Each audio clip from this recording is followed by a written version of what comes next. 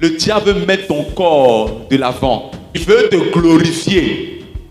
Dans le cas de Jésus, il a dit, prosterne-toi et je vais te donner toute la terre. Les gens sont prêts à recevoir pouvoir. C'est une faiblesse pour eux. Le pouvoir appartient à Dieu. Quand il rentre dans la main de l'homme, ça détruit l'homme. L'homme n'a pas le droit de contrôler le pouvoir. Le pouvoir appartient à Dieu. L'homme n'a pas le droit d'avoir la gloire.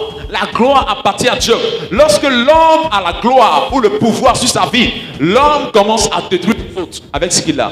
Vous croyez que ce qui se passe dans le monde, où les présidents sont en train de travailler, chacun en train d'évoluer, créer son âme.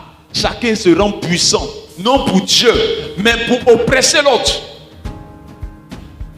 Et c'est comme ça, le diable est en train de regarder ta vie.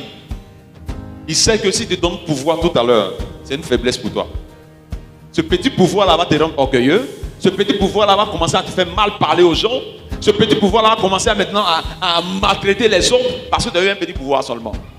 Donc il sait que ce pouvoir-là peut détruire ta vie. Alléluia. C'est une faiblesse. Alléluia. Le livre de 1 Timothée chapitre 6 verset 9 à 10.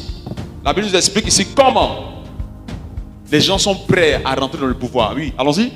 1 Timothée 6, le verset 9 au verset 10. Parole du Seigneur. Oui, oui. Mais ceux qui veulent s'enrichir tombent dans la tentation, dans le piège et dans beaucoup de désirs insensés et pernicieux. Yes. Plongent les hommes dans la rue et la perdition.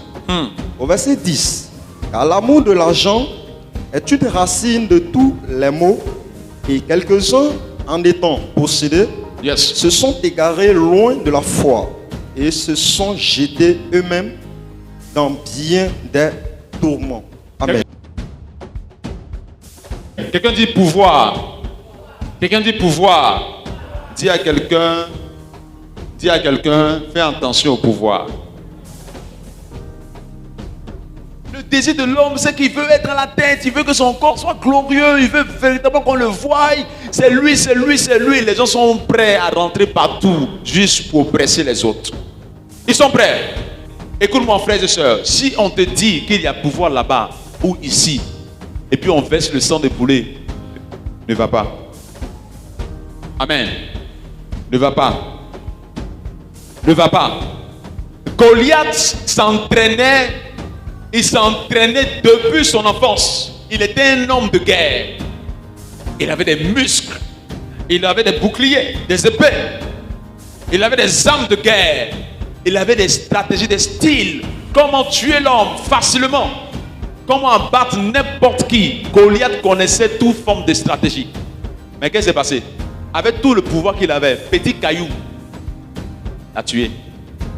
C'est pour te dire que tout pouvoir que tu absorbes, qui ne vient pas de Dieu, qui provient de la jalousie, comme ton frère ou comme ta soeur, qui provient de l'orgueil, toute forme de pouvoir de ce genre-là est une faiblesse pour ton corps et peut t'emmener en enfer. C'est pourquoi il est important que tu fasses attention contre cette faiblesse.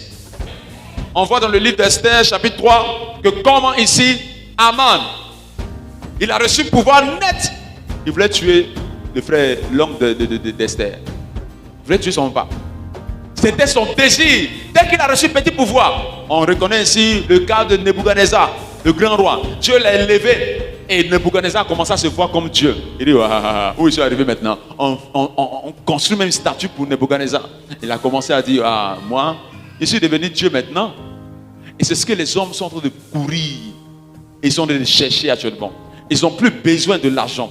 Ils n'ont plus besoin de l'amour. Ils n'ont plus besoin de ces choses. Ils veulent montrer qu'ils sont forts. Ils veulent montrer qu'ils ont le pouvoir. Ils veulent montrer qu'ils ont la puissance.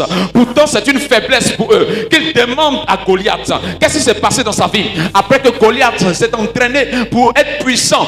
Puis tout un pays, un petit enfant a pris petit caillou en plus pour taper son front. Et puis il est tombé, il est mort. Juste pour honner le pouvoir et la puissance qui était dans son corps. Pour honner son corps. Pour honner ses muscles. Pour honner ses âmes. Petit caillou a tapé son front. Il est tombé, il est mort. Donc apprenons de ce qui est arrivé à Goliath. Apprenons de ce qui est arrivé à Aman. Apprenons de ce qui est arrivé à Nebuchadnezzar.